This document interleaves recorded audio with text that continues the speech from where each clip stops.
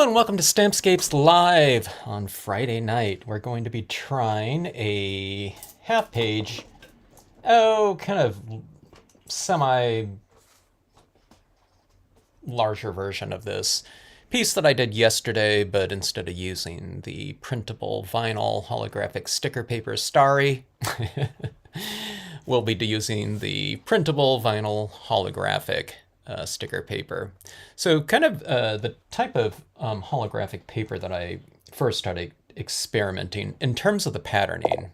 The first thing that I started trying with this type of look was the cardstocks, but the printable vinyls kind of came into play about a year later, and it's this type of thing right here.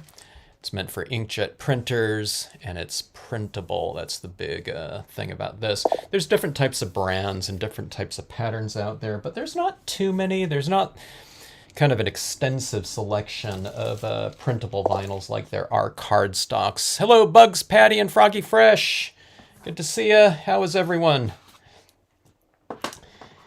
All right, so half page. So I'm going to be doing a ton of blocking out, because the thing that I really love is I love coloring Brilliance inks on top of this type of vinyl. This type of vinyl, or this type of holographic patterning, just about any of the holographics are almost, to me, they're almost too loud from a visual standpoint until you kind of knock them down a little bit. So in the background right here, this is I did 4 of these, pretty fast order yesterday, but you know, that kind of tamed the piece just by simply kind of blocking out a lot of it so that it's in the sky and reflected down here in the water. Here's a piece that I don't know, I just came across that I did not too long ago, but it has that kind of sequin type of look in here, and I don't know, I think it's about, you know, a pretty cool addition. But if you just looked at that just completely, it would just be like this blinding piece, and we'd be kind of wondering what to do with it in a scenic setting, in a scenic stamping type of setting. But I think it looks really fun in this type of thing, and it's really different than, you know, just a plain piece of white cardstock, which I always used for years and still love that. But it's just kind of fun seeing that type of coloring in there. All right. Hello, Linda, Shirley, Bonnie. Good to see you. Patty, you're back from back surgery, so may not make the whole video. Keep that back in good order, Patty, and yeah, do whatever it takes to, you know, get that back in good working order and for you to remain in comfort. Someone go over to Patty's house and give her a back massage or whatever, you know, neck massage and stuff like that while she's watching this video. Okay, so just some basic, okay, now these things are all going to be flipped over, but I want to get the gist of what I'm going to be going after right here. So on this one right here, you know, there was only so much room on a 1/4 page piece, so I just used my snow field like this, which I really like. So it's going to be coming in like this, okay, into this piece. What I just need to know right now is the amount of coverage that I'm going to be doing with the white pigment ink, okay? And then we have this hidden house in here. I really like this in a winter type of setting right here. Okay, so it's going to go like this and down here. I don't think I'm going to do my mountain in the background because I don't want to block off everything. Then we might as well be doing it on a white piece of paper and just cut out the white piece of paper and lay it over the top of that, okay? So I want this a lot more integrated, so we're doing it directly onto this paper right here. Okay, so I'm just getting the gist of it right here. It's going from about right here. I should mark this off roughly. Okay, I'm just going to put a little bit of a dot up here so I know that it's going roughly like this, and then over here it's going like this, and this is all going to get filled in. So quite a bit, okay? Now all this area in here that I utilize the white pigment ink, it's not going to be just this solid slathering opaque version of it, okay? There's going to be kind of patchy holes through it so that some of this patterning and color show through the white ink and imagery that I stamp over the top of it. I think it looks good to show, you know, to have some of it showing through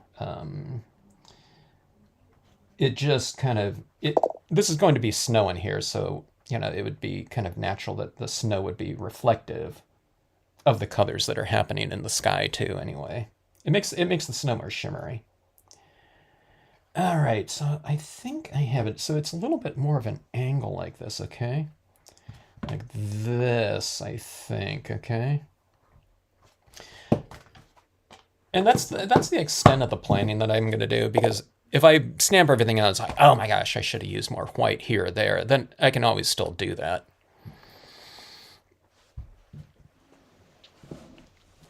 Bale is being...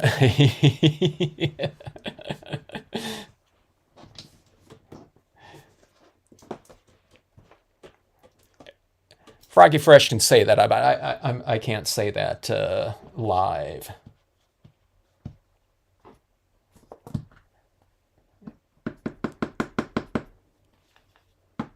Funny stuff, though.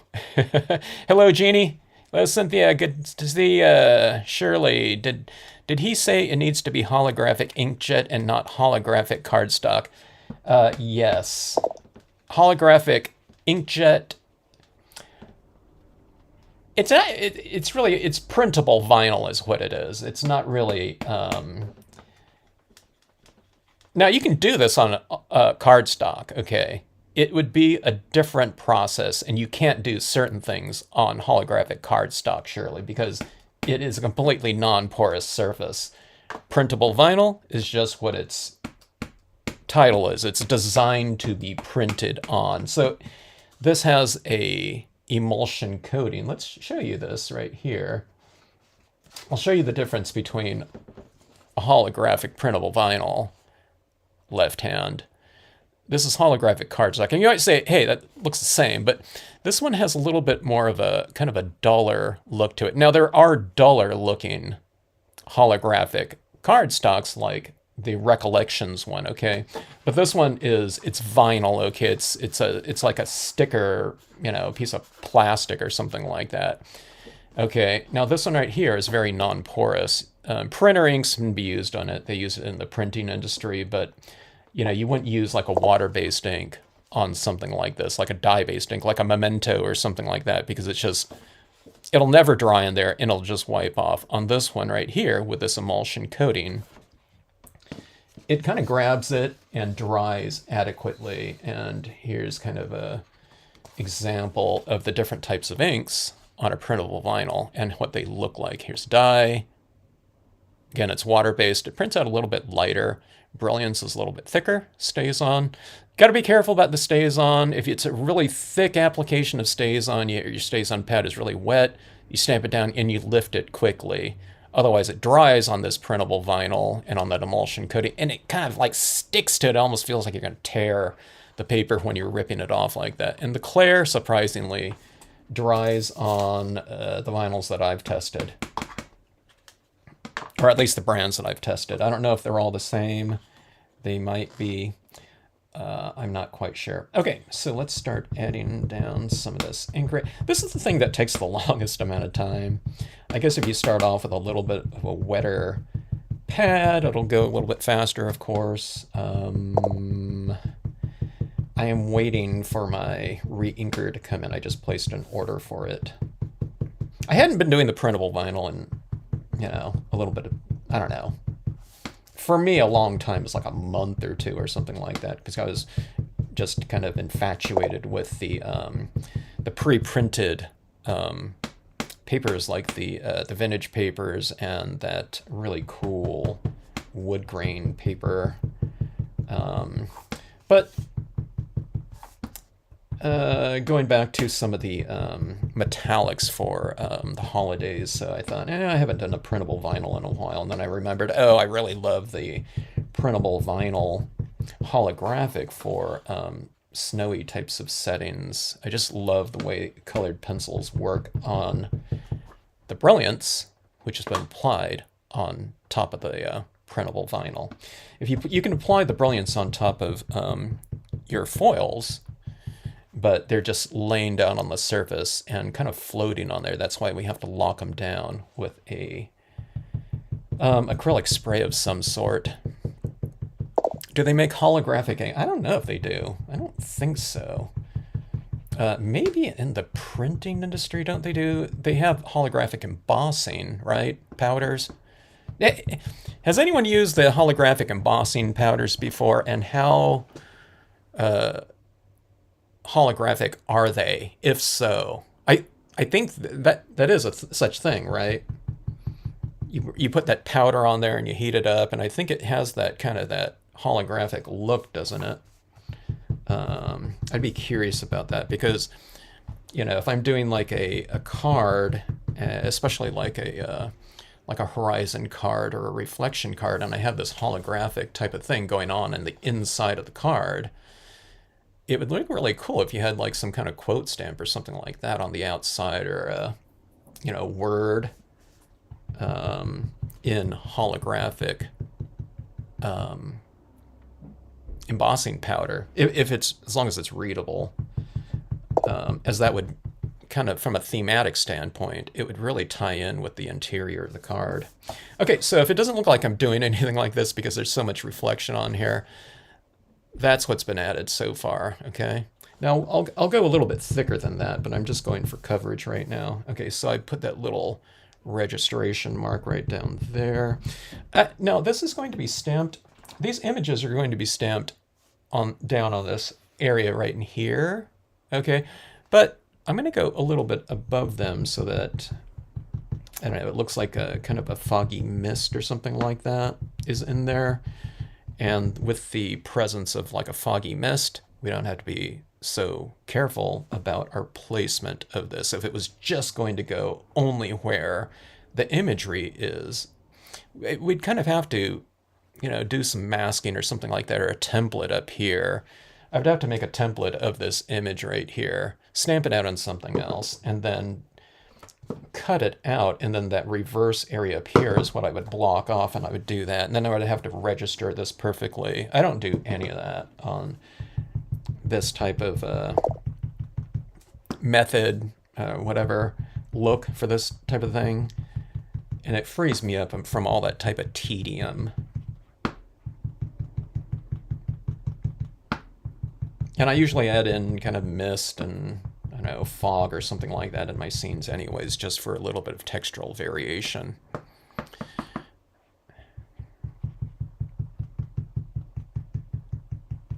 Holographic inkjet paper I meant to type. No, wait a minute. Let me see.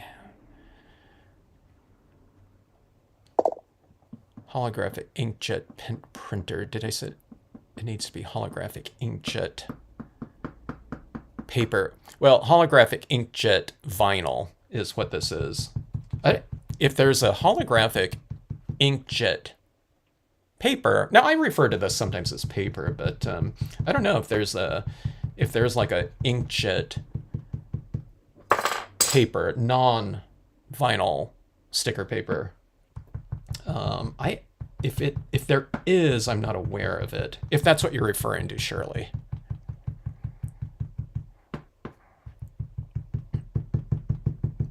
Now, as I'm doing this, I can't even see what I'm doing myself, so I have to hold it up like this for me to see too, because I have all this glare coming off of here. So sometimes, I think sometimes I add on a little bit too much because I just can't see what I've, applied completely. And that's usually when I have like a really sopping wet cotton ball here.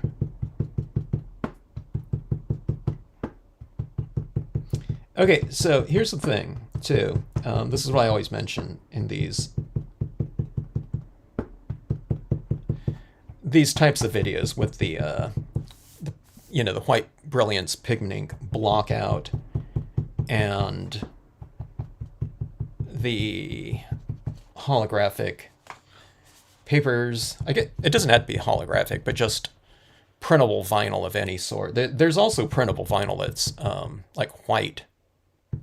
I don't know if I've used that yet. I think I have a pack of it though. Is that you don't have to go for a real smooth application. See how blotchy it is like that? That underneath your imagery, I think looks good because Some of it looks lighter, some of it looks like a little bit darker, so that when you stamp your imagery over the top of it, you inherently have a little bit of a change of value within the imagery. It's not just all white in the background, okay? And when it comes to something like this, with some of those colors showing through, you get a little bit of that. It's kind of like a mellower version of this by having that white over the top of it like that. You know, just blocking out some of that. Now, there's a lot of light in my room here, so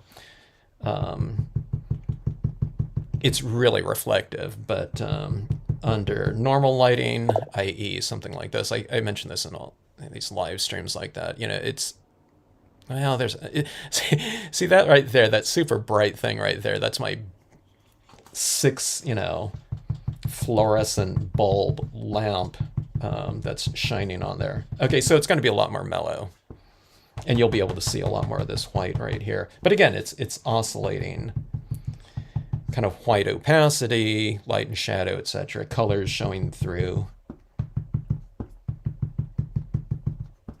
And what that means for us, as I always say, is it takes out the burden of really smooth applications of this, okay? And I do think, I'm not just saying this, but I do think it looks a little bit better if we apply this in kind of a blotchier, I don't know, less than smooth style of application, okay? So see, I'm hitting this kind of a little bit more in some of these areas, a little bit more like that.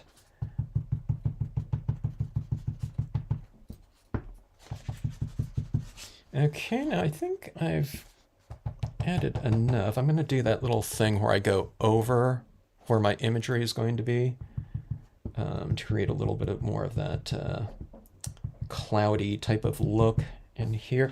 Now, the more you build up on here too, I think the more colored pencil applications we can apply to it, because this is creating a kind of a thicker, almost paper-like base, you know, in order to color on. Now, this is like completely dry too, all right?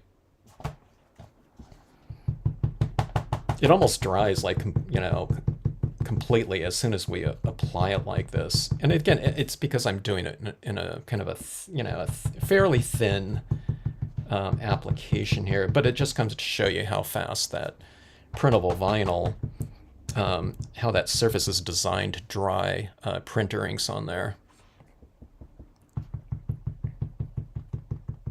Hello, Nikki. Thanks for joining in.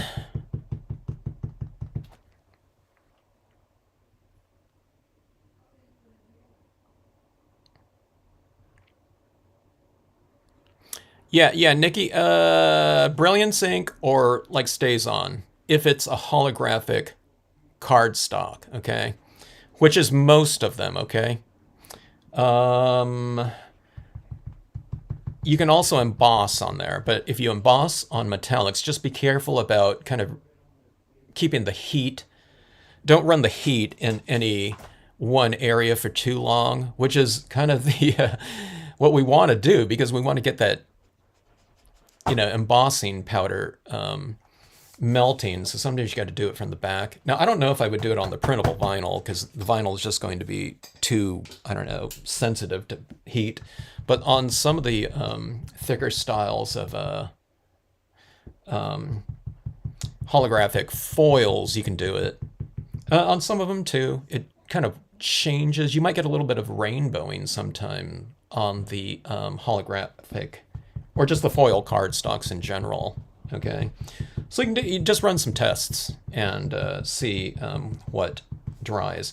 Now, if it's a holographic cardstock, I would almost bet that something like a VersaFine Clear will never dry on it, okay? If I was to bet. But I don't know. I'm always kind of surprised at some types of compatibility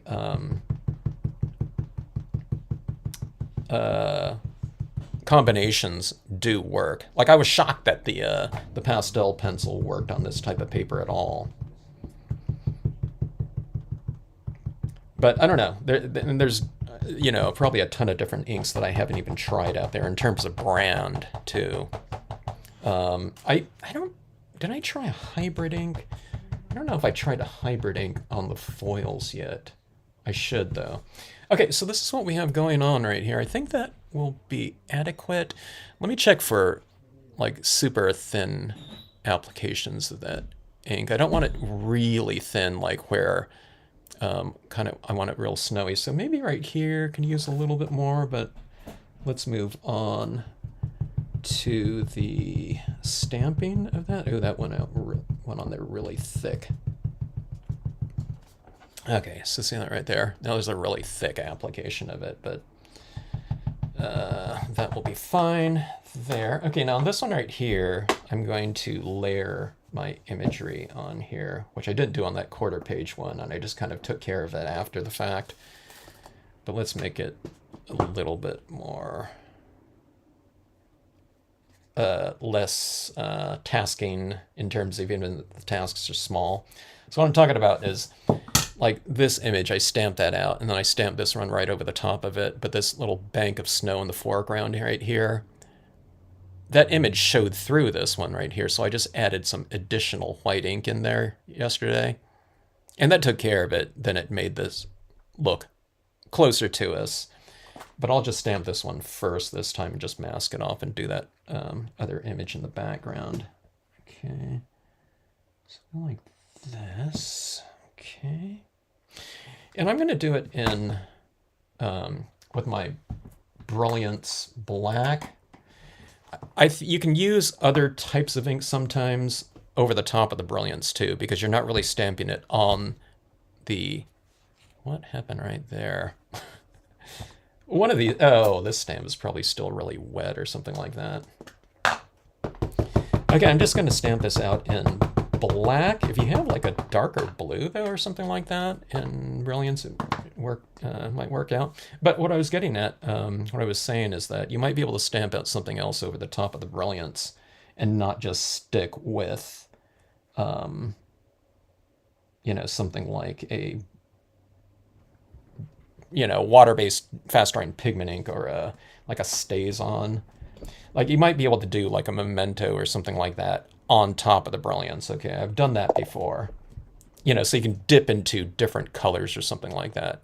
But again, if I had like a dark blue Brilliance pad right here, I think it would look really cool in terms of a snowy type of texture on there. But for the Brilliance inks, I just have black and white and silver. No, I think I have a platinum too. I don't use that platinum planet too often, but I need to dip into those metallics, the silver and gold again sometime, because those ones are really cool. I don't use them sometimes because they're kind of fussy colors. Like if you don't use them for a while, they really harden on top of the pad. And then, you know, when I put that new ink on there, it's kind of it's real pasty because it's really kind of, it doesn't soak into the pad very much.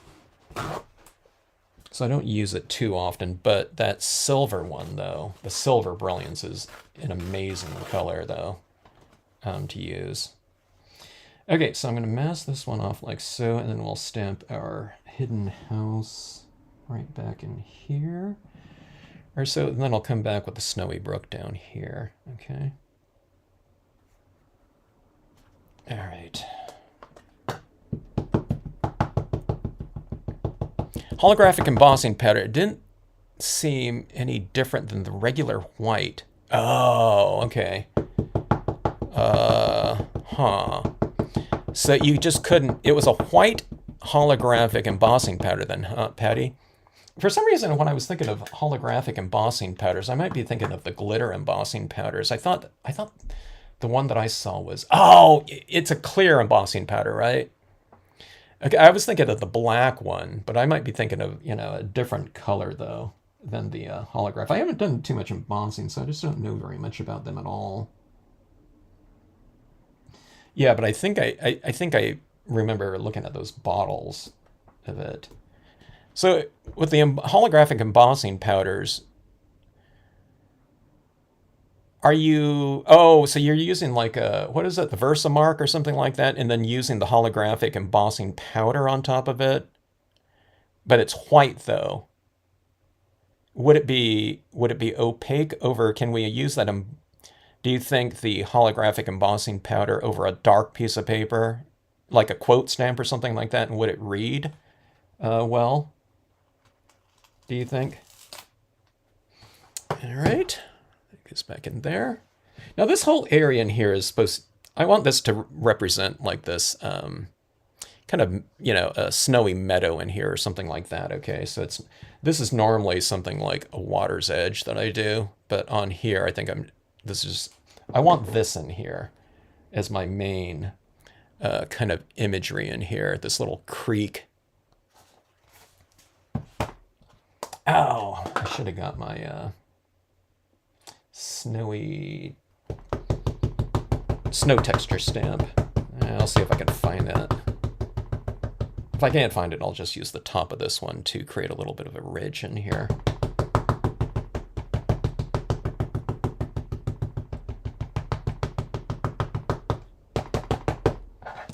Okay, so let's see if I need to mask this off at all.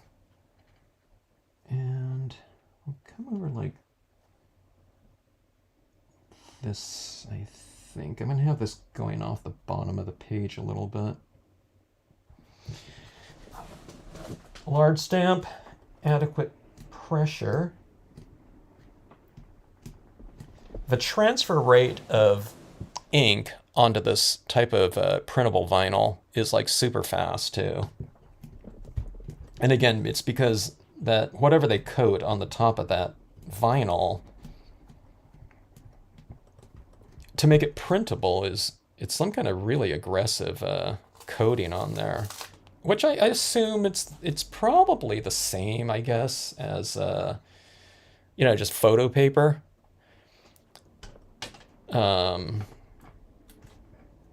The photo paper is not sticker paper, but whatever's on there. Okay, so that's our foundation right here. So I just need to fill in and give this a little bit of a, I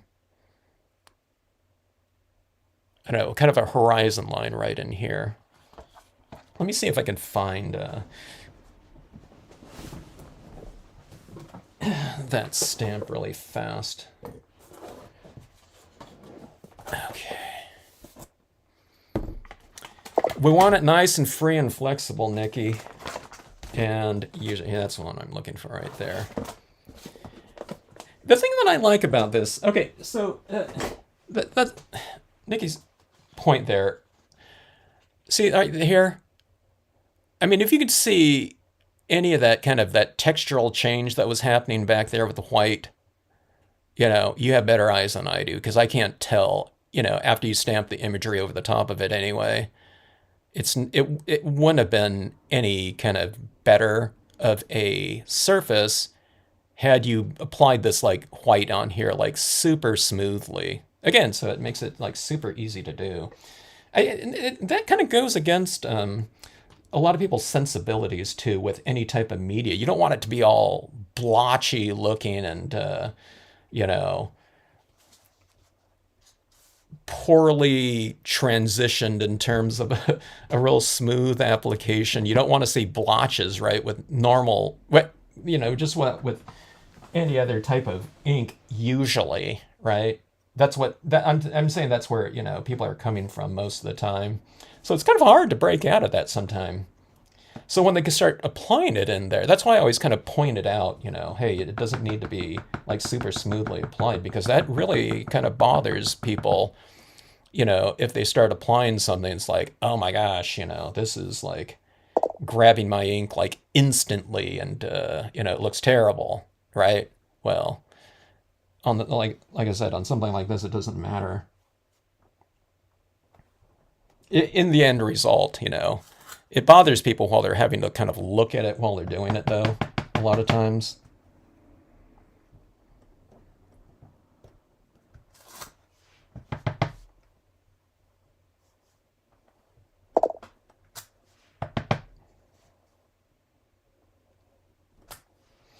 All right, so I have that right in here. And those are the things that are really kind of fun to render in with the colored pencils. Okay, so it's just creating, now you can do that without that snow texture. But that really gives me kind of a head start in being able to kind of decide on areas to color as I'm doing this, okay? Now that one I stamped out really lightly, but there's going to be like trees and stuff in here anyway too. All right. So let's do that right now. Hey, let me take a look up here too. What do I want in the sky? Maybe I do want those background mountains or something like that. I'm going to put the trees in here, so I don't want to do it anything too extreme. You know, too busy in the background. But do we want that? Let's do this right here. See the direction of our little brook like that, going like that? Let's put a moon right up here, okay? So it kind of keeps the visual direction going in here. Like that goes right back to that little house right there. And then we'll put a moon up here in the sky. So let's add that.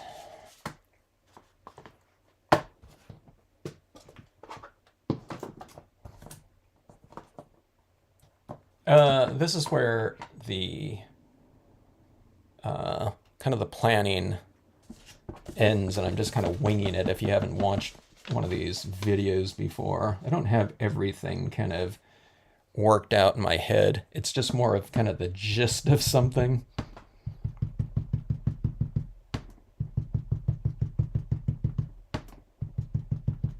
Okay.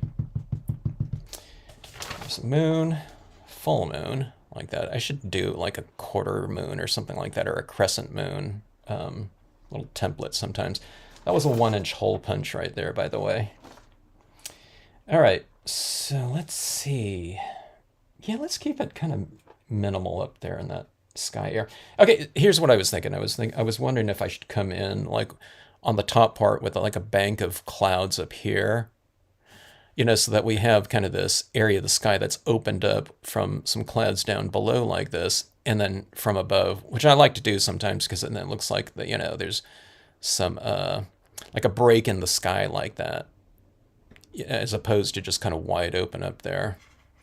But let's do something right here too. Okay, see that right there? There's just that little bit of clouds like that. Let's give it a little bit more structuring. Let's go with that paper towel. Ripped paper towel technique in there, I think.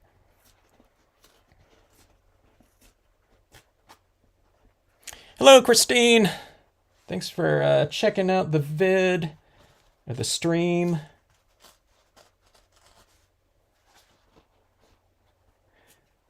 For anyone that's just joining in, this is the it's like Brilliance ink on the holographic printable vinyl sticker paper technique.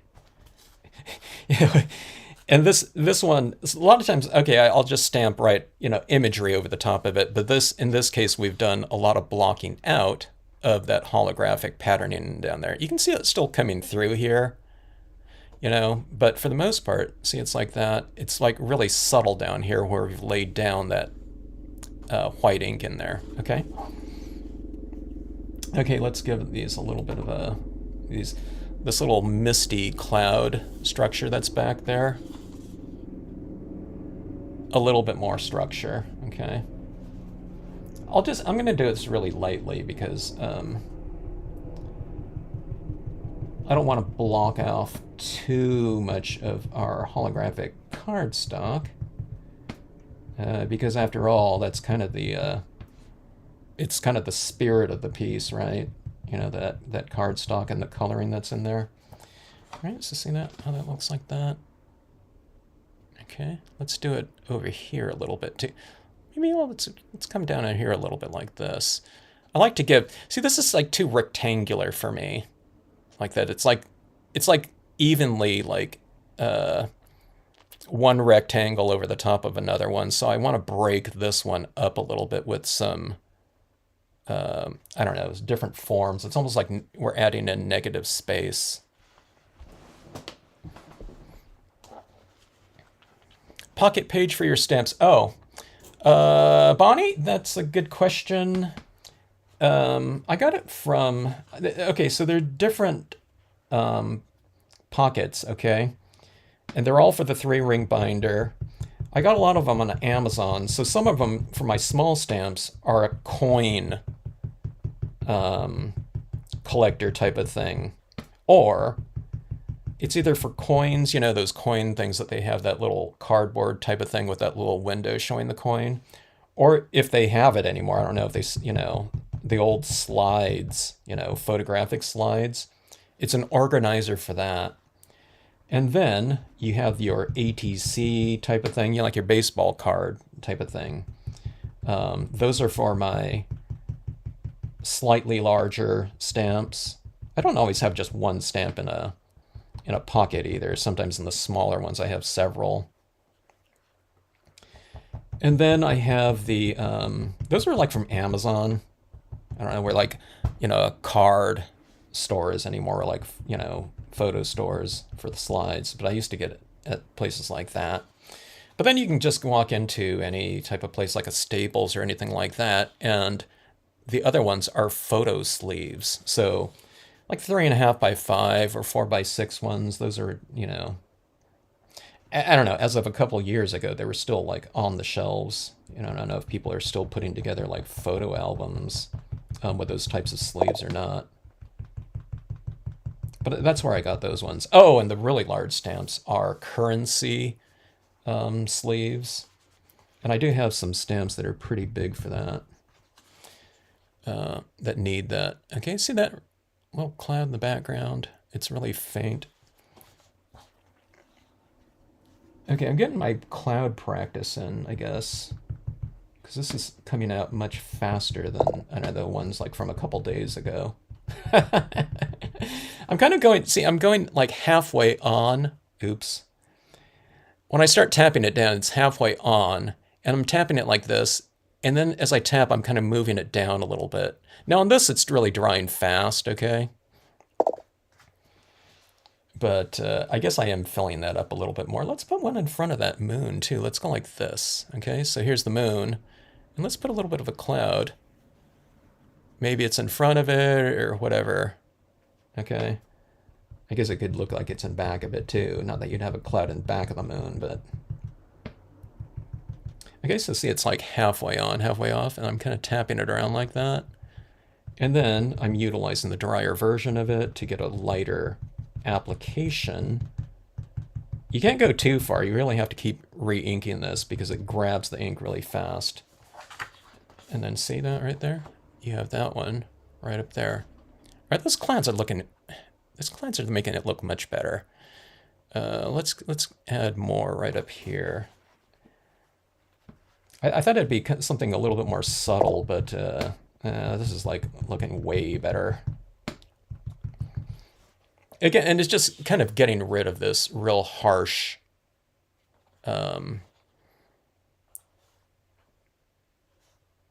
rectangle shape in here. Okay, let me get my bearings right here. Okay, there, you can see what it looks like that. It almost like changes like time of day when you do this type of thing on the holographic too. Okay, I'm looking up here and wondering, I think that's enough, huh? Now, the question is, do I want to make any of these ones lighter? I think I have it pretty good. See where I've did it, where you're tapping it at first, right on the edge like that, halfway on. So that's why the top of them are lighter. So it looks like the light is coming from above, because when you start tapping it on there, more ink is being applied, and then I tap down, so it's going from lighter to dark like that. So you just, you know, tap it down like that, and then you move down like that. And then if things are too kind of sharp and defined like that, if you want to kind of add a little bit more mist to them, then you can just come over and you just add it on here, kind of more in a free form. If you want to add a little bit of haze around your moon or something like that, you can do that. It's just getting really comfortable with using a really dry applicator too, just so you don't go like this and it's like blob, blob, blob on there. Hello, Angela. Okay, let's see. Koala printable vinyl only has 10 sheets. Others, same price, have 20 sheets. They might be the same.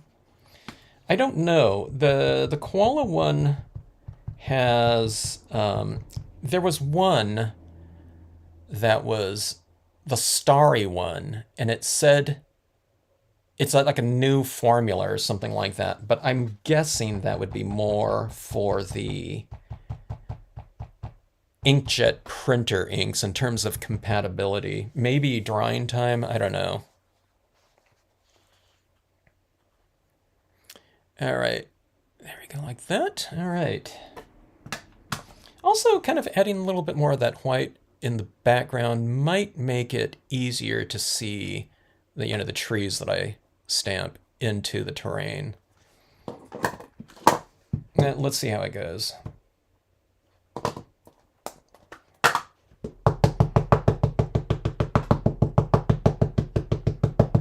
If you like this look, be sure and get a re-inker for that Brilliance White as you'll be going through it. The Brilliance White, though, it's great on, those foils and things like that, too. The foil cardstocks. Something like this. So that's all the Brilliance White on there, except for the white dots up there, which are the, it's the acrylic white paint pen touches on there. Is Linda here? Linda, you did the stays on white tests on your pieces too, and that looked pretty good. So that would be another option for people. Not to do this blocking out in the background, but to stamp your imagery, like this, in a stays on white.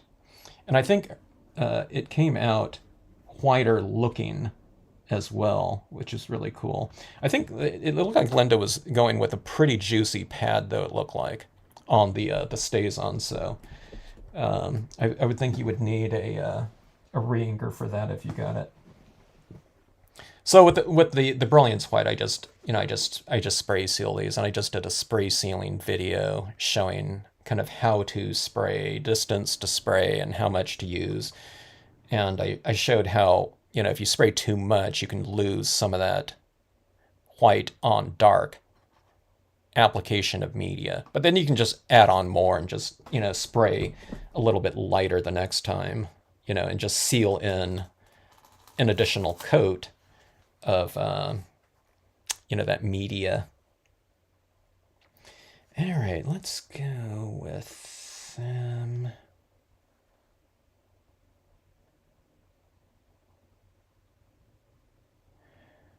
testing this. I'm trying to get my bearings here. Let's go with I'm seeing if I can get a little bit of this tree hanging over this side just to kind of balance it out. Okay, I don't want to stamp over my house, but I just want to get some of these branches coming in from the right-hand side.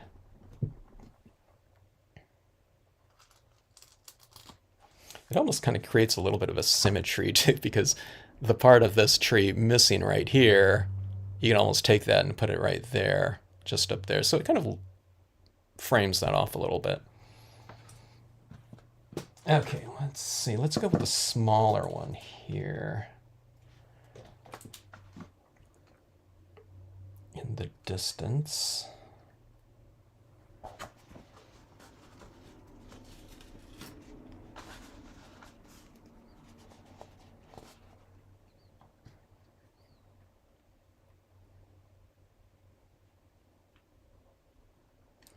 That's too big for that piece right there. That's a little bit too big. Let's use this one right here. I cleaned off my desk today, or a couple hours ago. I can find things so much better. It doesn't get cleaned a lot of times when I'm playing around and having too much fun, especially with those the wood grain paper experiments. All right, let's see.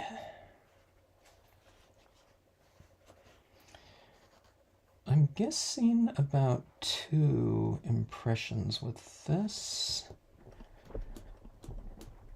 The reason why I'm masking off the trunk base right there, like that, so it looks like the tree is kind of in snow. You know, we're giving some mass to that snow in there. Okay, and let's go right here.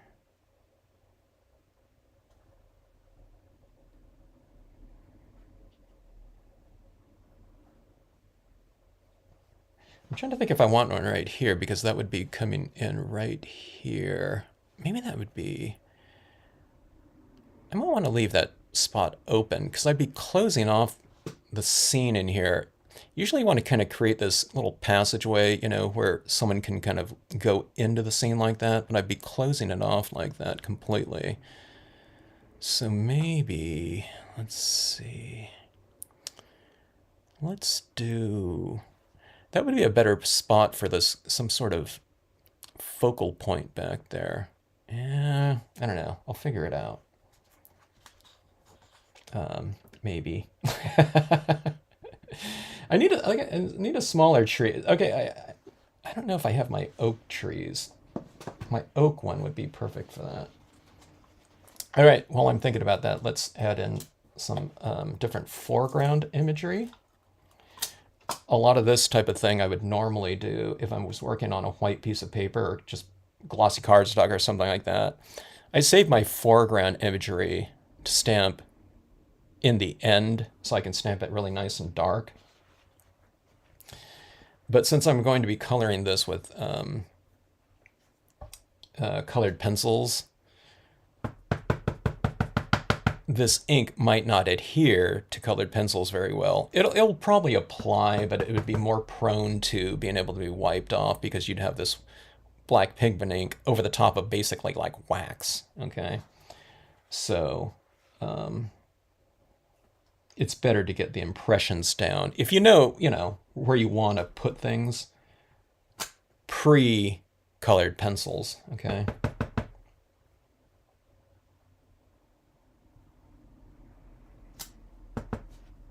Okay, now if you remember, I stamped out this snowy field right there, texture right there. So I'm creating a little bit of separation between this right here and the background by just placing some of these foreground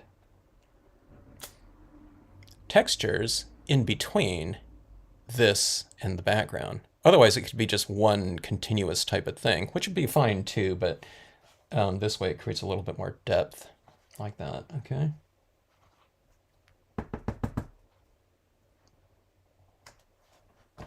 All right, so that looks like that. And how about a little of this on the left side for a little bit of visual balance.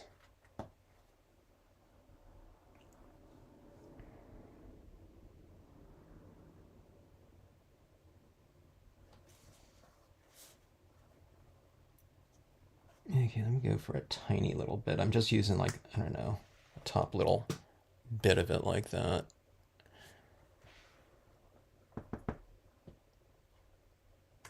So this you go with like, you use more in the foreground, then you use a little bit less, and then use a lot less. So it's going more, less, and then even less right there. So you're kind of creating this visual pull into the background like that by going larger, smaller, smallest like that with the same imagery, the same, in this case, I don't know, whatever natural pattern.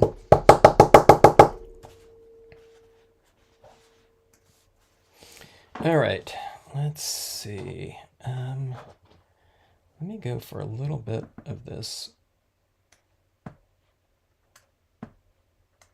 tiny rock small here.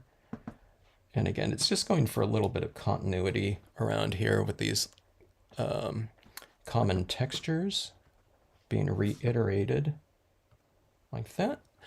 So again, it's like a needle and thread. You're kind of tying all these little things together just with these like small elements like that. It doesn't have to be used in there, but I do think it helps a little bit. Just in terms of creating a continuous, seamless space like that by repeating your textures. Okay, let's see. Here we go again, like that. Getting our bearings like that. All right, let me look for that other tree. I don't know if I don't remember using my... I have that little oak tree that's a bare oak tree. So here again, here, who was it? Bonnie, did you ask me about that?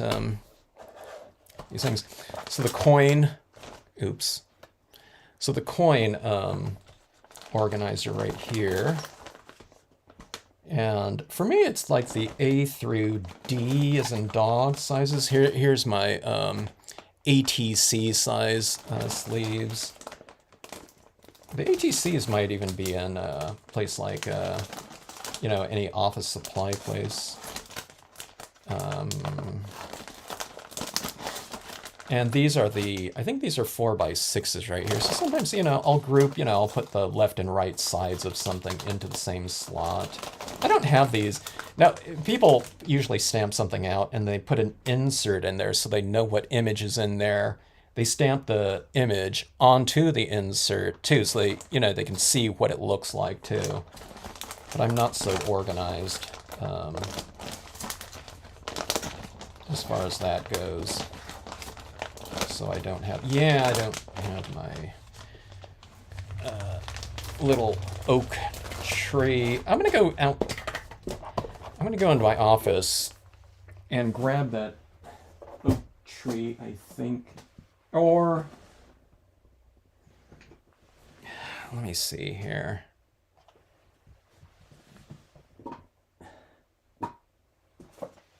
I'm seeing if I can make do with something else in here. Or do I want that in there? Maybe I'll do... I'm changing up here. I think I'm gonna do like an elk or something like this, like right in here. I think the smaller one. Okay, let me think about that one too. Oh, huh. This would be pretty interesting here too. This rider in the snow like that.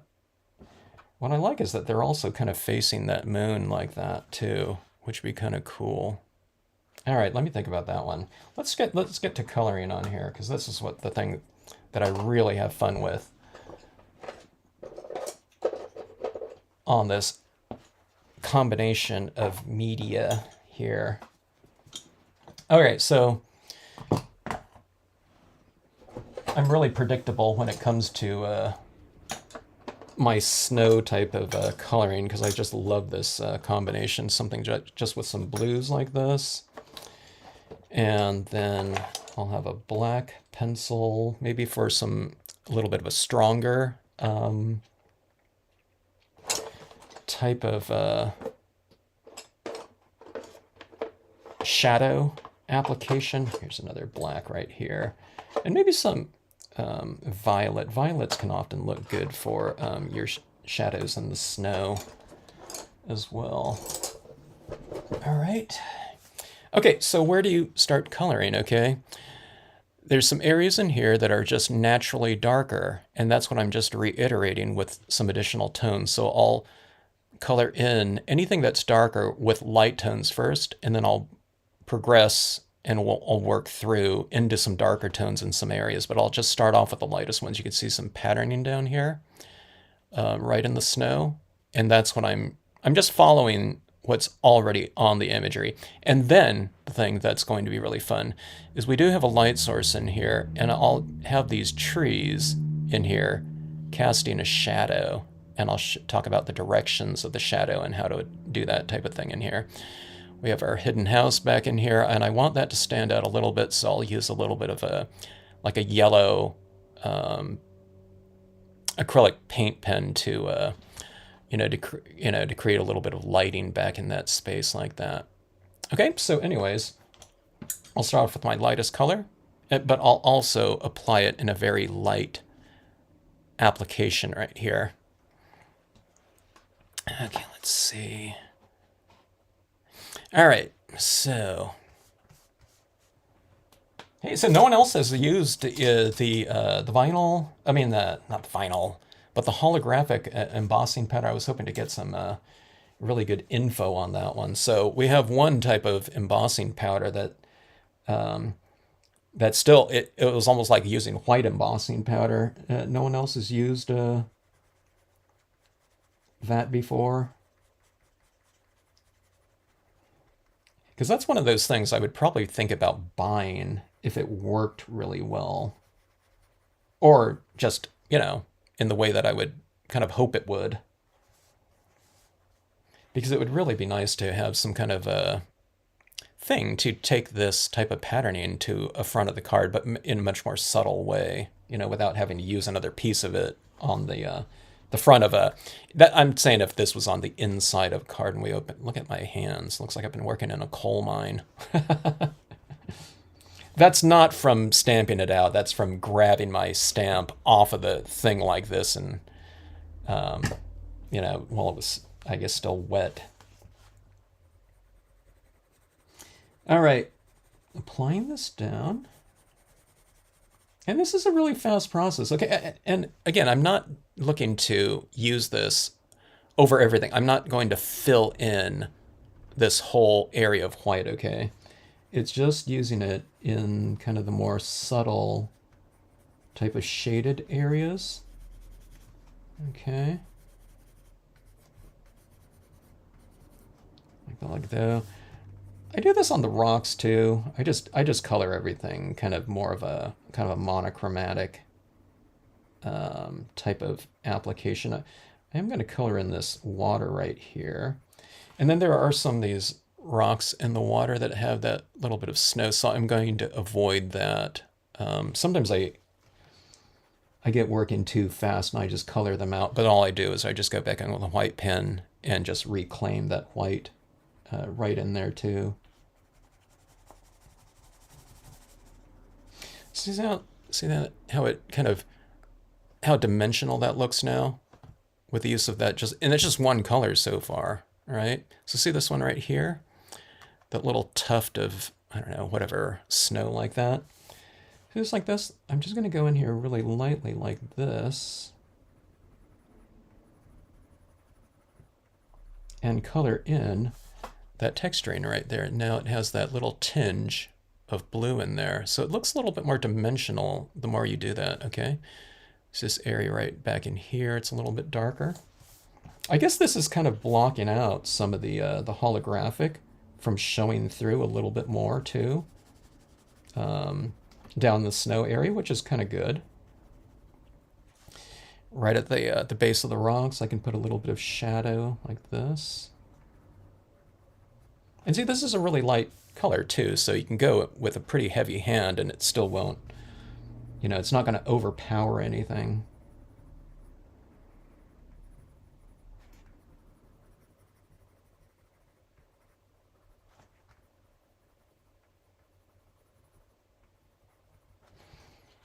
Okay, is that right there? Let's come right around here, so this darker edge like that. Let's add a little bit of shade around there like so.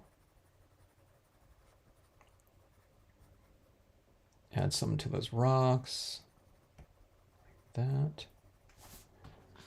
Okay, see how it separates that a little bit more from this area right here.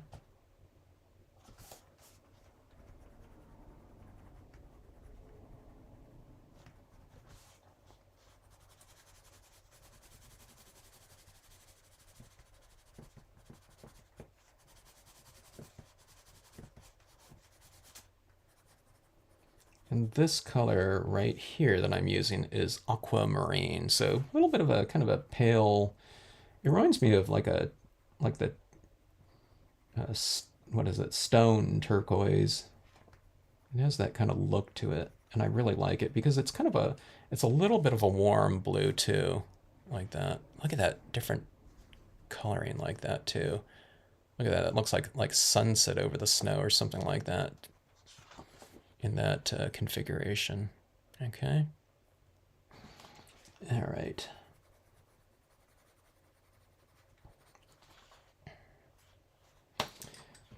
All right. I don't even know if I need this blue. This blue is not that much darker than the previous one, but yeah, okay, it does change it a little bit. I'll hit it in the darker areas, okay? So the darker I go with my pencils, I apply a little bit of I use it a little bit more sparingly. Now I'm still on, this is a fairly light blue, so I can use, a decent amount of it. But when I get into that kind of more navy, I don't know, it's navy, I don't know, cobalt or whatever blue, it'll just be kind of in the shaded areas, okay? And this water right here, this is a little trick that I'm doing right here. So in the first one, I colored all the water with that almost, pretty fully with this one. But on this one, I'm doing this. I'm coming across like this and hitting it over here. So it's like here, then here, and here. And I'm kind of doing this kind of horizontal application of it. So it's oscillating it a little bit. So it's going from a little bit darker, lighter, darker, lighter, darker, lighter, because you're not doing it over the whole thing like that.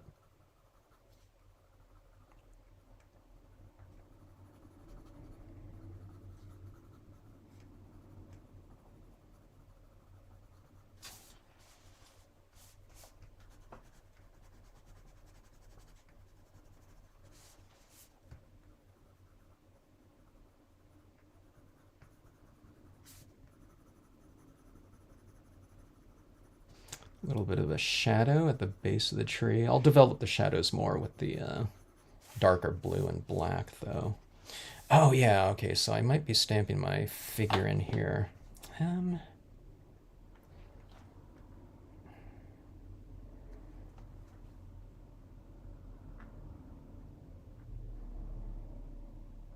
don't know where I'd put her. Maybe... Yeah, that's the spot right there. And that would be more in the distance like that. Huh. I think I'm going to do that. I added a lot of snow down there already, so let's see if I can get that stamped. I was going to add a little bit more right there, but now's the time to do it.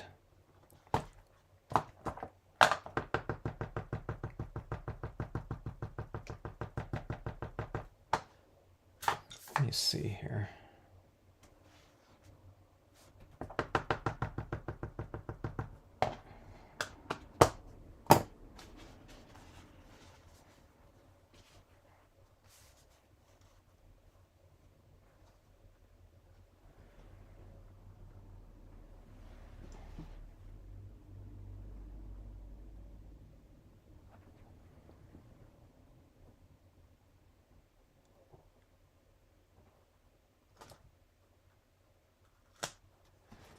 All right, there we go. Yeah, it definitely creates a strong focal point, that's for sure. All right. So let's see what's going on with this blue in here too. Look at that different blue. I'm looking at down here and right over here. Like, I like that sunsetty sunrise color. I don't know whatever it would be on there that I get at certain angles. It's ever changing. Sometimes I can't find it. It's like, oh, there's that cool color, but then you got to get the right, yeah, like that. That looks really cool like that. And okay, so this is where kind of applying a little bit of a lighter application of the white. I think it looks fine because it looks like that snow is reflecting that color of the light coming in here. Look at that block out of the cloud back there. How that is creating a nice kind of separation between the horizon and that top like that. Let me see, let me move this over here like this, and you can see that in this other area like that. See those clouds in the background? Like that. Yeah, that really looks fun. So this is it's one of those fun types of surfaces. Look at that color in the sky there, like that. If someone puts this up, or you have it up in your room somewhere on display, when you're looking at it from a different angle too, it changes the look of it depending on where you're looking at. So it looks like you have like I don't know, It's like a lava lamp card or something like that, you know.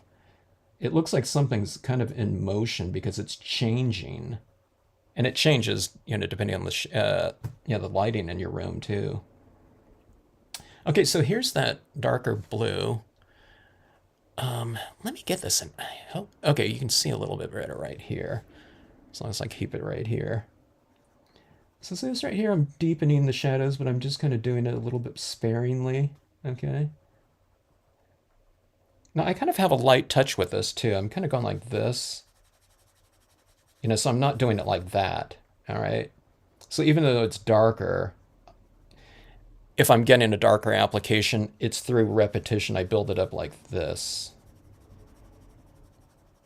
to that darkness rather than going in like that right off the bat. Okay. And you'll get a kind of a smoother application of it like that. Thanks, Jeannie.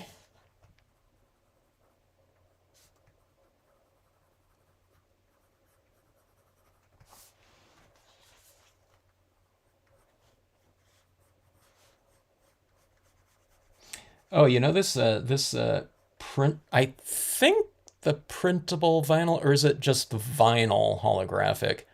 Some of these. Now watch this one right here, right on this edge of this brook right here. Watch how great how this darker blue will come into play right here, just in this little kind of shadow like this. Look how much dimension it can give.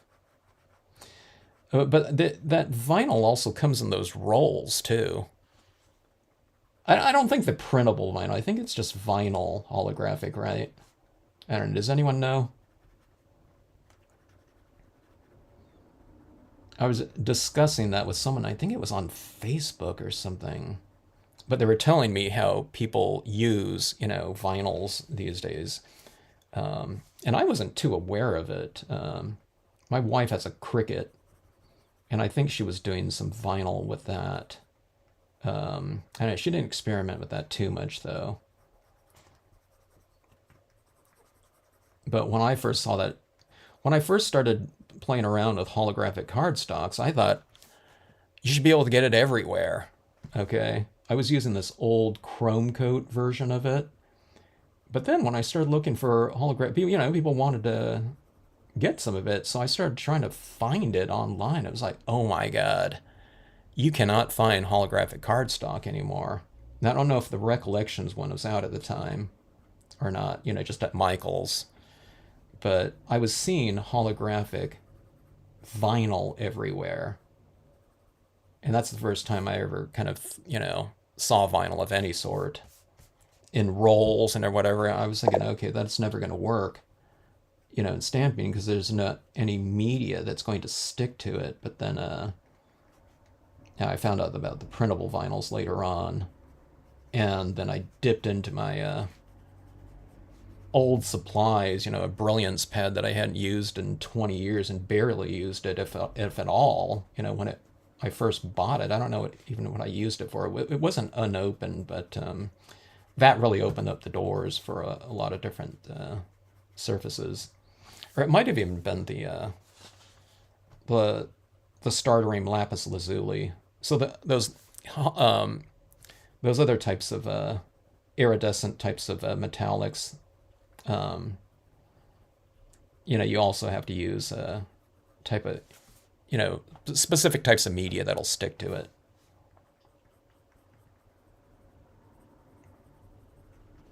All right, so this is, I really love doing this colored pencil touch on these pieces. I mean, I like the look of it when I apply that first blue on there, you know, to get a little bit of that shading, but I really like it when you kind of work through, you know, two colors. I usually don't work through three. I've been just using two in the past, but I figured on this half page one, let's see if the the second one will add anything to it, you know, worthwhile. I guess maybe it looks like a little bit of a richer um, blue tone, maybe. And I usually like working in black too, but sometimes on the cards yesterday I didn't do that. Or for waterproof or water resist Is there a purpose for waterproof or water resistant on printable vinyl? Let's see. What do you mean by that, Candy? A purpose for waterproof or water resistant? Oh, do you mean, wait, is that what it says on the when in the description of the product? It might be because sometimes they're printing, you run it through an inkjet printer and it's sticker paper. So some people, I don't know. I thought on some of the photographs they might have had the vinyl sticker being applied like around like a mug or something like that, where you put it on a mug. You wouldn't be able to run it through a dishwasher, but it might be aggressive enough where you can put it on a mug, someone's name or something like that, and you can wash it, hand wash it, maybe.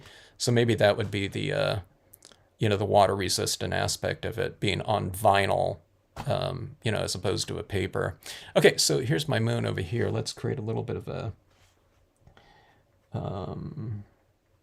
shadow. So I'm working it from the base of my tree like this. I'm doing it like this because I want that snow to look like it has some dimension to it. So it's a little shadow goes like this from darker, and then it goes lighter like that. Now I'm not going to make it this long, but that's, I just kind of wanted to give a little bit of a gist of what's going on here with this. And then I can just have it peter out like that, okay? Same things with this. It's kind of aiming roughly in the direction of that moon. So it's like this line would go like there, and this shadow line would go right up there. You can't even see it, that shadow. There, you can see it a little bit more. Let me do it in black here. So a little bit more right around the base of the trunk, and then have it taper off a little bit like this. I'm running it into super saturation here with my colored pencil application.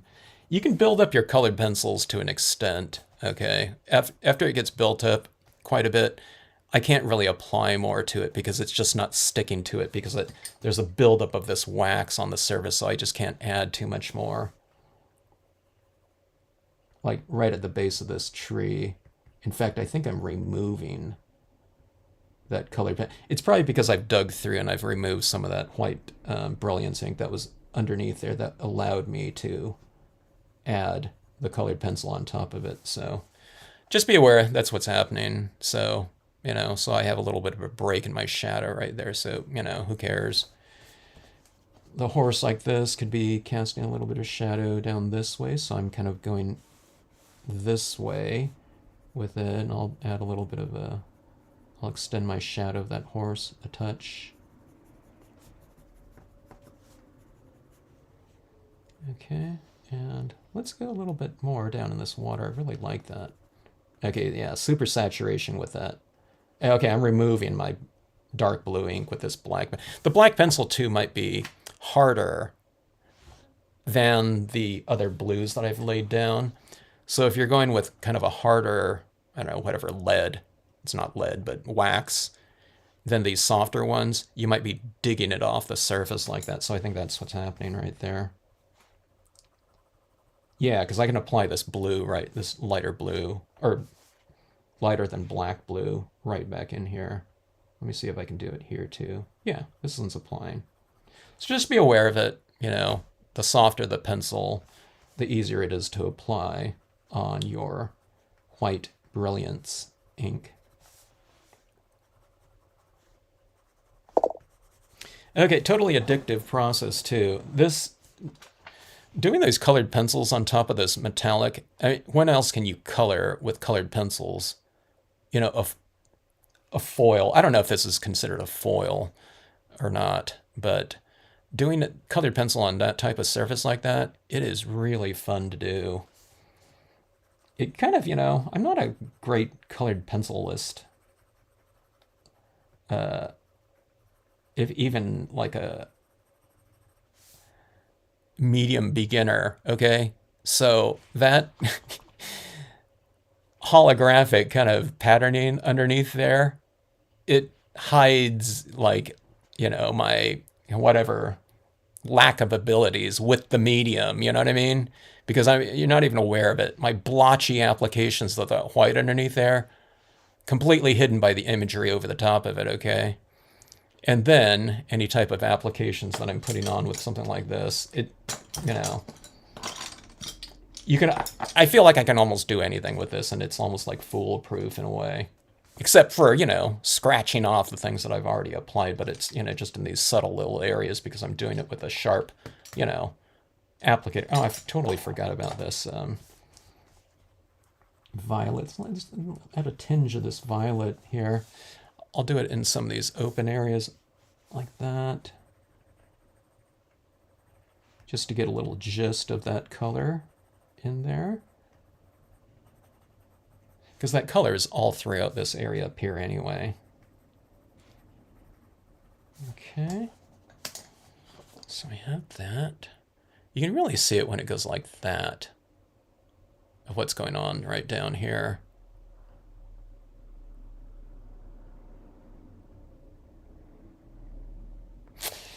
That is just so much fun to do. I'd really encourage you to, if you haven't tried this combination of media, to give it a shot. I don't know, it might be, I don't know if this combination of media, it might be some of my favorite media combinations, at least with certain imagery out there. And I like it too, in that, with the ease of use too. Okay, just don't change up and use like some other type of ink that might not be compatible with the surface that you're doing it on. Okay. I haven't, like I said, I haven't tried the hybrid inks or something like that, but that might work too. Okay.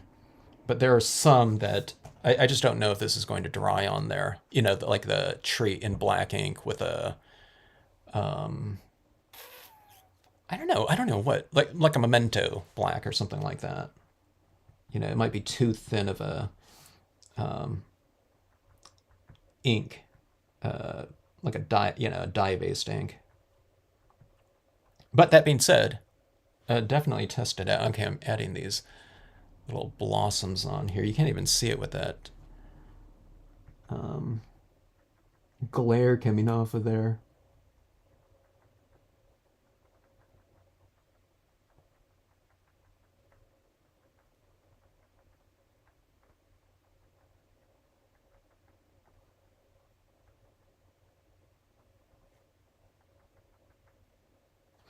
All right, looks like that.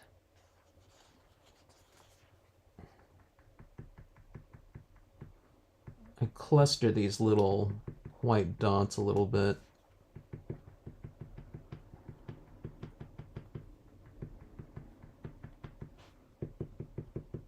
Because we all seem to have, I don't know about every one of us, but if I don't kind of make a conscious effort to kind of do it in a little bit more of a, kind of random application, I tend to start adding these like a 1/4 inch apart from each dot, is like, especially in like skies or something like that.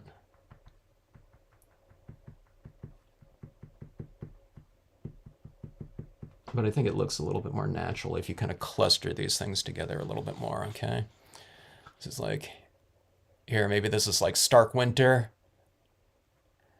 and here's the spring. You can have a winter into spring card because it's like invisible at certain angles like that. And then, at certain angles, it's, you can see those white dots on there. It reminds me of doing something on the holographics where I stamped out, I think, a quote or something like that. So you couldn't see the quote when it was in white, but then you do it at an angle and it's like invisible ink or something like that. It shows through. Okay, remember this tree right here?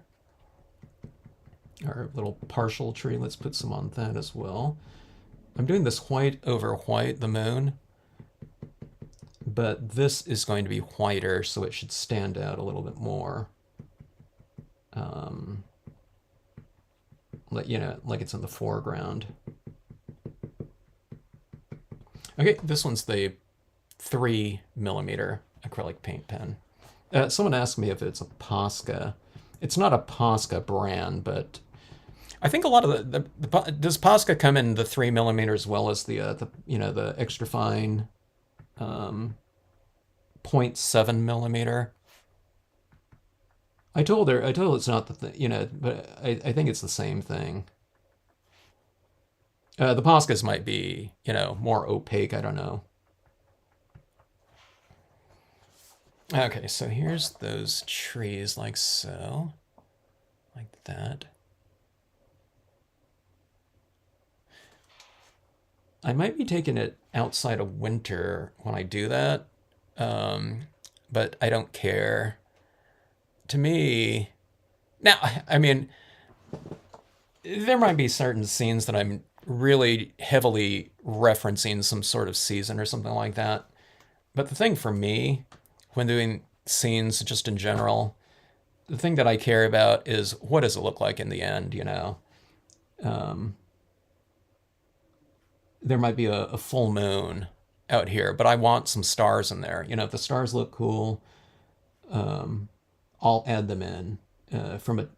It's just a textural reference. A lot of these pieces that we're doing on here anyway, I'm not trying to go for photorealism, just the very fact that I'm starting off with a holographic cardstock, like metallic cardstock. It's kind of far from kind of real, so uh, it's not. I wouldn't say it's a zero consideration kind of issue with me. Um, but it's real far down on the I don't know, the hierarchy of importance, to stay photoreal or something like that. Okay, so I've been putting some of these white little touches on top of the thing. Now, like this top right here is white already, right? Like right here. But see, if I add a little bit more of this, like this over the top of it, it's a little bit more opaque and white. What you can do, or you don't have to do, but it's just a little bit more um, illuminated like that now. Okay, and I think a little bit more maybe three-dimensional. Okay, let's add a little bit. I added like way too much of my rocks in the distance yesterday on one of my pieces. Let me see, right here. This is kind of making some areas on the rocks or on the snow a little bit more opaque as well. Kind of blocking off the holographic patterning to coloring.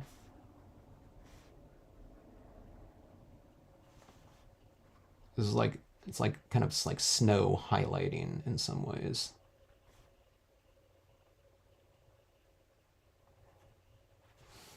Okay, so I just added a little bit more right here too, like that. It's a little bit too stark like that without any kind of lighting on it at all, but you can see it like that. You can add in like little touches of kind of texture like this too, with like little dots down here. It's kind of like the opposite of the little black tiny rocks dots up here. But see, I can come back in here.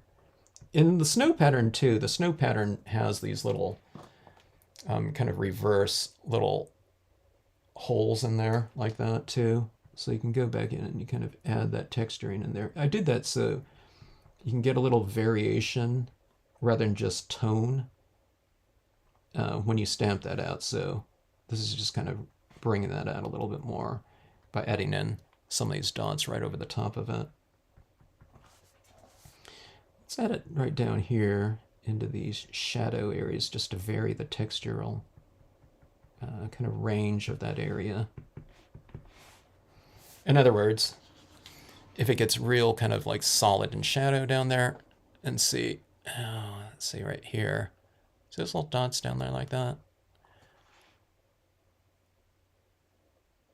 It's just like one of those little subtle things, and you can see those, little highlights in there. It's like I don't know, it represents like a little bit like shimmer coming off of those areas. You play around with like if you have a silver pen or something like that, that might be kind of interesting in here as well. Instead of just doing white. But silver would be more subtle because the silver would be kind of look dark under certain lighting. Like if it was that glaring, the silver would look dark. And then if you held it out at a certain angle, it would look light because the light is reflecting off of it. Because sometimes when you hold this up at certain angles, that foil is dark like that, okay? All right, so let's see. I think I used this canary yellow in my windows yesterday on my piece.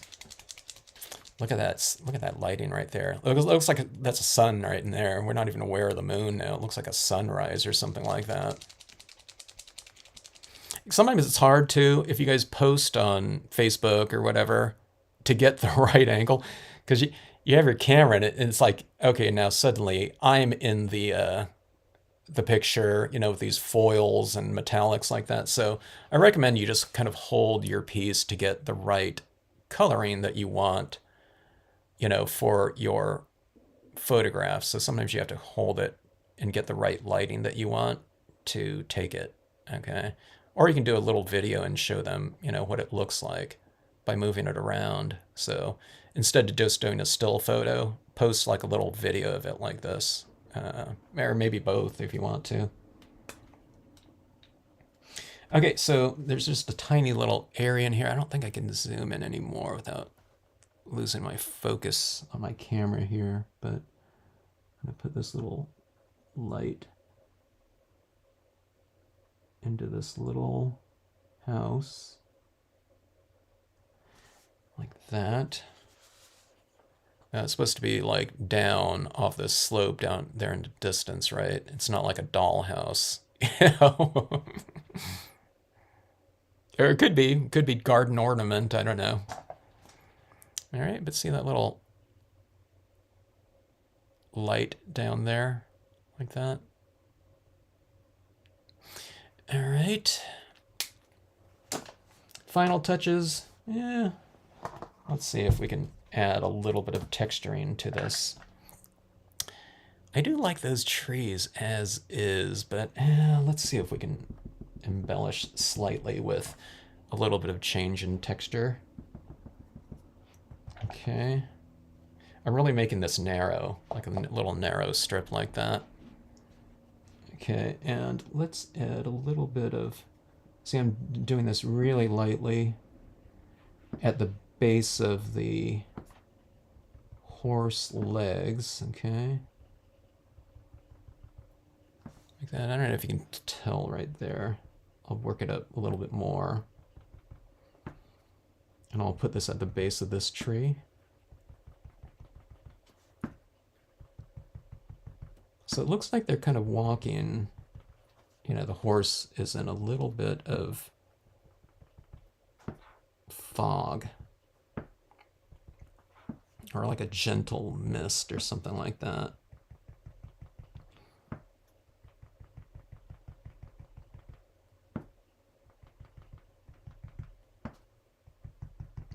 All right, so see right here, we have kind of like our three, you know, main kind of objects there in that terrain. But do you see that little fog right at the base there? It's kind of going full circle. We've added that white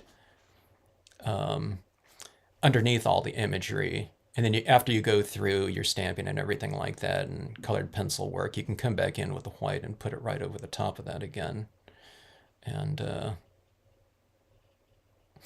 kind of envelop your imagery and colors in that same texture. A lot of times I do even more, but I think that is adequate for this one. I don't want to do too much on there because I think it looks fairly good as is and, you know, fairly crisp like that. So look at that thing right there. Isn't that crazy? So you can take this then, and then you can wrap it around a mug. Sometimes the hardest thing to do on the sticker paper isn't the scene, but it's getting that paper kind of separated from that, you know, the backing paper to get that edge kind of going like that when I'm utilizing the sticker paper aspect of it. Yeah, see, I can't get that real good. I need like some bigger fingernails or something like that. Okay, so I'm going to mount this. I need to get some more silver cardstock. I'm going to mount it on that. I'll probably put a little bit of a white border around it like that. And I think this would look great with silver. I don't think it would look good with gold, but you know, this is just too floppy, you know, to utilize as a card. So, you know, just mount it like anything. But take a look at this. You know, this is again, these holographics are cards of different kind of, they're multiple personalities. Okay. So, I don't know, something like that can almost like, it's almost like Northern Lights or something like that. Look at this little rainbow down here, like this, at this angle like that. Here's an angle with like multiple blue tones or something like that. I really like that look down here. And we saw it like that. It's warmer, you know, catching a lot more light. Look at this up here.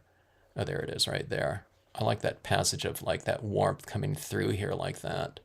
So again, this is just the retention of some of that paper underneath there. So again, you know, we don't have to put on a big slathering of that white down there. You can leave it, you know, with some open areas like that, and you'll get that nice reflection coming off of the, you know, reflective snow like that. And this is all saying that makes it easier for us to do because we don't have to do like full, you know, super even applications of anything, you know. And yeah, make it an easy process. Don't make it a hard one. When you try to go to kind of I don't know, too specific with our applications and getting things perfect. I think that's where it kind of gets a little bit too tedious, you know. So you're trying to remove the tedium and trust in the you know, the latter layers of media that are to come from that initial coating, especially with that white pigment ink down there. Always trace one of Kevin's videos. Yeah, it's a good way to learn, you know, just to kind of follow along with any one of these types of pieces. Now, I did this one like yesterday, if anyone has those things. I did this scene recently because some people had purchased a lot of the like 2023 release. So I thought, oh yeah, I want to get back to that Hidden House one right there. So yeah, just follow along. And, you know, even if you don't have those same images or something like that, you know, just follow along in the process and you'll really get it down like that. And like I said, that's why I'm always kind of reiterating, hey, don't worry about this, you know, about how this looks, especially with this type of process here. It just, those colored pencils and things like that, when you start adding it down, I couldn't see this broke very well, to tell you the truth, even after I stamped it out, you know, on the top of that white. But then you just kind of bring in that colored pencil down there right around the edge, and it's like, oh, it really brought it out from the background for me on this one. I like that. I just think this is, I get kind of addicted to whatever I tend to be doing at the time. So these ones, like, it's one of those processes and combinations of media that are really addictive. And then I want to see it done on different types of things. So I was mentioning in another video that this, something like this would be really cool in a reflection card. Can think of it there for a second. But having this kind of water come down into, you know, a reflected area would be really fun. And then, you know, you can really expand on the your efforts right down here in a reflected area. So, like I said, now this one's not, you know, a half-page reflection, but if you did something like this, if this was going across the whole thing like that, oh my God. So, okay, I forgot about this too. If you have a reflection card like this, you know, where the water is like this down here, and this is supposed to be like a pond, I would add on like some more brush right here to separate it from this one. And then I would stamp more things in the foreground. Again, this would have to be a half-page piece right here, but one thing I forgot about with this too, this silver cardstock is reflecting light back up in there. So look at that rainbow type of thing that does to it. And look at this one. If someone opens up a reflection card like this, look at that kind of change in lighting and color that just sweeps across there like that. So, you know, it just makes for a really fun type of... it looks like it's an illuminated and moving card to me. So it puts motion into it, and like instead of having like I love those cards though. Don't get me wrong, that utilize LED lights and things like that. Love it, you know. I still want to do that on some Stampscape scenes, but this is kind of a way to kind of do that, those different types of things without having to kind of do those constructions that require, you know, some little bit of a kind of electronics applications in there and batteries and things like that. You know, it puts the lighting in there so it looks like the light is coming from within the scene, and maybe even more so if you're doing something with like a horizon card where you're utilizing the opening of the card to, you know, do that change of lighting and I don't know, whatever light movement. It's like a time lapse video or something like that with that light kind of going across, you know, the scenery like that. So anyways, totally geeking out again. All right, let's see. Jelly Roll Stardust Clear Glitter Pen. I love those jelly rolls. That's a good, yeah, that would be an awesome one to use. I like those jelly rolls too because I have some of those pens, and when I was testing out some of those, like all these gel pens that I collected over the years, I think I hadn't touched the jelly rolls at that point in time in like 15 years. And they still work just fine. I think those were the ones, right? I can't remember. There's one type of pen that's, I'm pretty sure it's the jelly roll. It's just known to just work forever and be totally, you know, whatever, hassle-free. Save this one for my next order. But to Bonnie, right there. I'll put a word bubble like here from the character. Happy birthday, Bonnie, right there with an exclamation mark. How's that?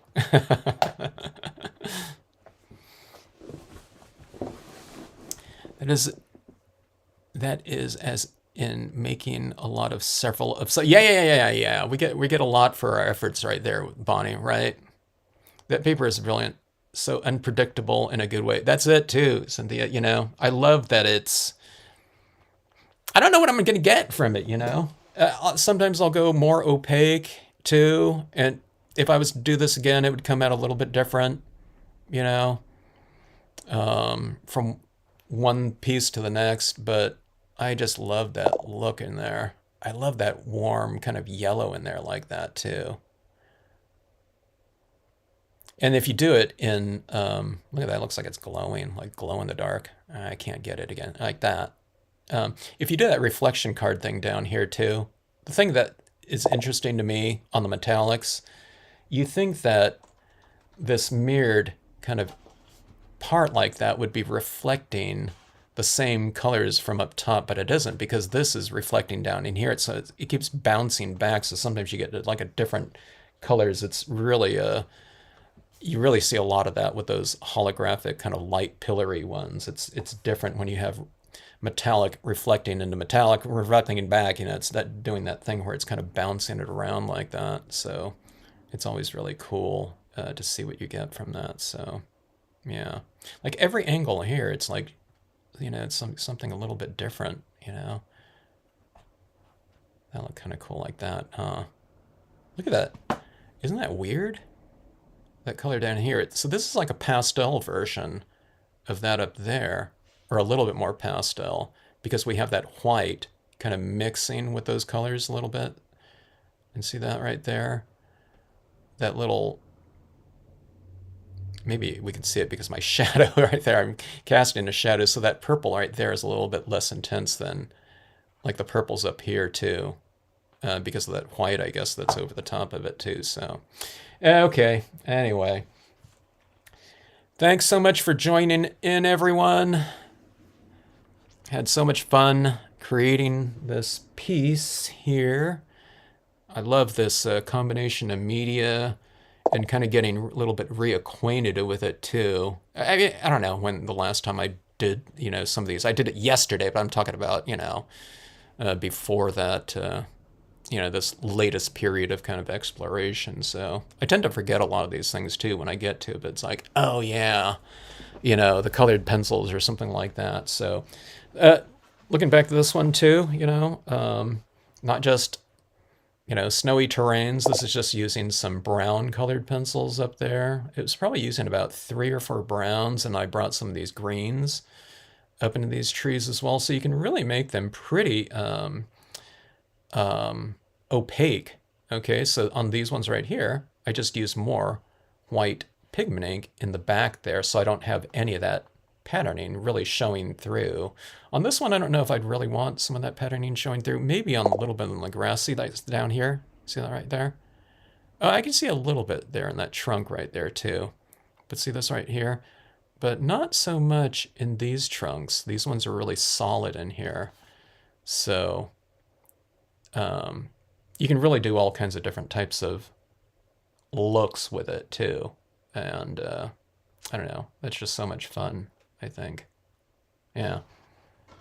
Drop me a note with any questions. If you ever have any problems too, like, hey, Kevin, you made it look so easy, but I tried it and this ink just never dried.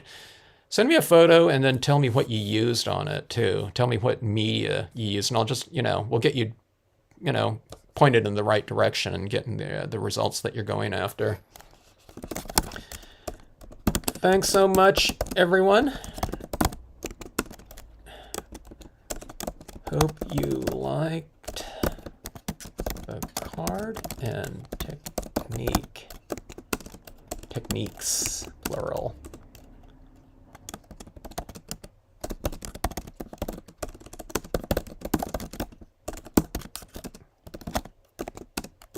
Hope to see you in the next live.